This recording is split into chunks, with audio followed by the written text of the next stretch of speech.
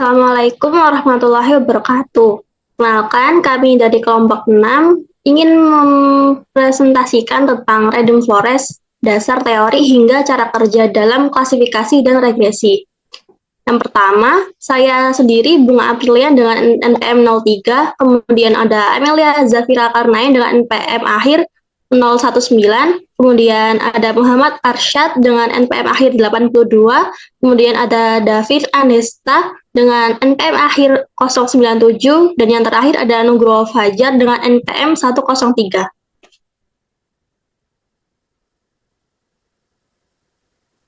Di presentasi ini, kami akan membahas tentang yang pertama ada dasar teori random forest, yang kedua ada cara kerja random forest, yang ketiga ada keunggulan, yang keempat ada contoh penerapan, yang terakhir ada hyperparameter penting. Oke, materi yang pertama yaitu dasar teori random forest.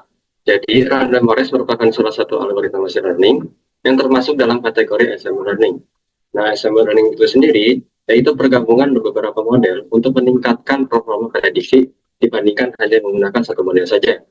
Dalam random forest, adapun teknik yang digunakan yaitu seperti bagging atau bootstrap aggregating dan juga pemilihan fitur acak yaitu decision tree. Kedua teknik tersebut digunakan dalam pemodelan klasifikasi dan juga regresi.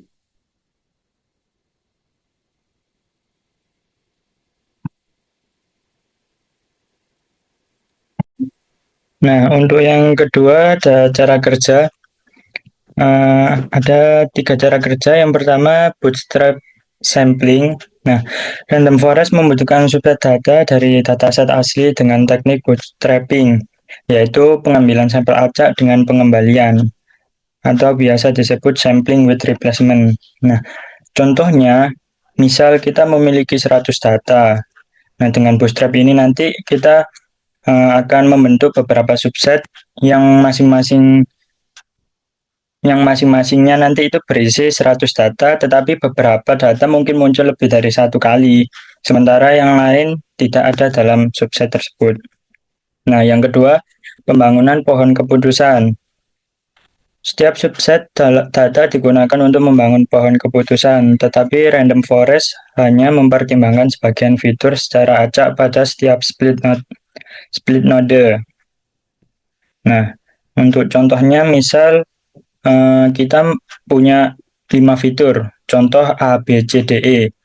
Nah, pada setiap split pohon nanti hanya 3 fitur yang dipilih secara acak untuk dipertimbangkan.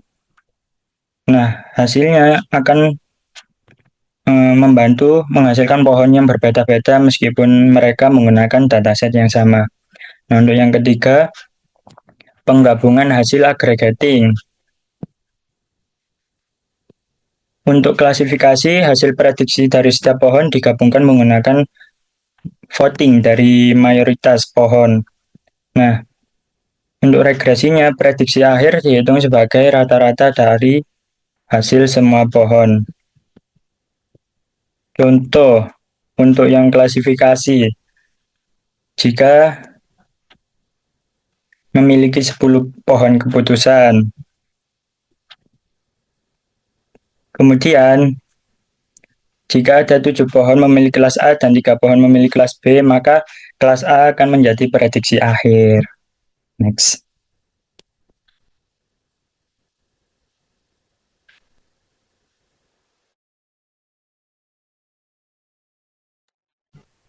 Kemudian yang ketiga ada keunggulan. Yang pertama, random forest tahan terhadap overfitting atau kecocokan model dengan banyak pohon yang acak. Kemudian yang kedua, menangani data dengan fitur yang banyak dan kompleks. Dan yang ketiga, biasa digunakan untuk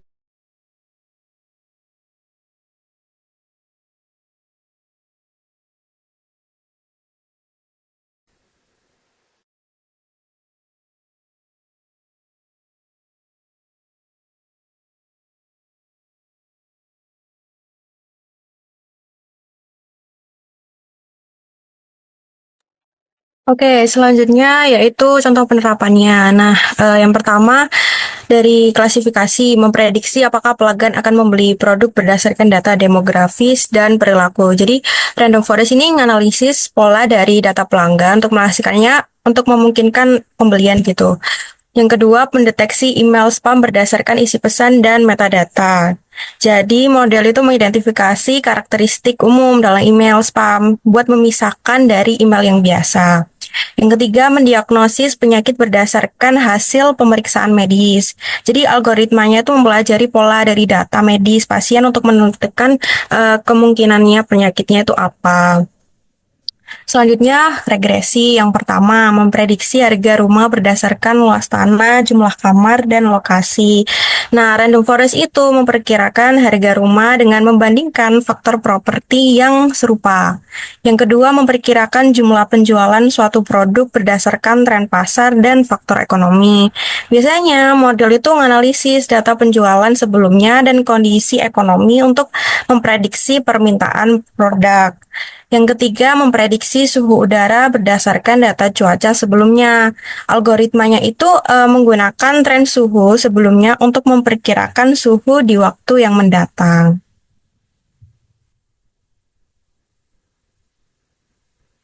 Selanjutnya adalah hyperparameter penting. Hyperparameter adalah parameter yang ditentukan sebelum proses training model dan mempengaruhi bagaimana random forest belajar dari data. Pertama, jumlah pohon atau N estimator. Hyperparameter ini menentukan jumlah decision tree dalam hutan. Semakin banyak pohon, prediksi menjadi lebih stabil, tetapi waktu komputasinya juga meningkat. Lebih banyak pohon dapat mengurangi varians, tetapi setelah titik tertentu, penambahan pohon tidak selalu meningkatkan performa. Selanjutnya, kedalaman maksimum pohon atau max depth. Hyperparameter ini menentukan seberapa dalam pohon dapat tumbuh. Jika terlalu dalam, model ini bisa mengalami overfitting, yaitu terlalu menyesuaikan dengan data latih. Sebaliknya, jika terlalu dangkal, model ini bisa mengalami underfitting. Berikutnya, jumlah fitur yang dipilih dalam setiap node atau max fitur. Secara default, untuk klasifikasi, max fitur sama dengan akar jumlah total fitur. Untuk regresi, max fitur sama dengan jumlah total fitur dibagi 3. Jika jumlah fitur yang dipilih lebih sedikit, variasi antar pohon meningkat dan korelasi antar pohon menurun. Tetapi ini juga dapat menyebabkan penurunan akurasi. Kemudian ada hyperparameter min sample split yang menentukan jumlah minimum sampel untuk melakukan pemisahan atau split baru.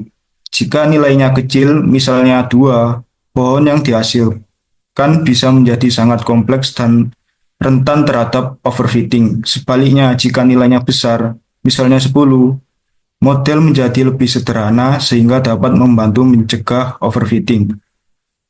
Selanjutnya main sample leaf, yaitu jumlah minimum sampel yang harus ada di setiap daun pohon. Hyperparameter ini mencegah pohon tumbuh terlalu kecil dan mengurangi resiko overfitting.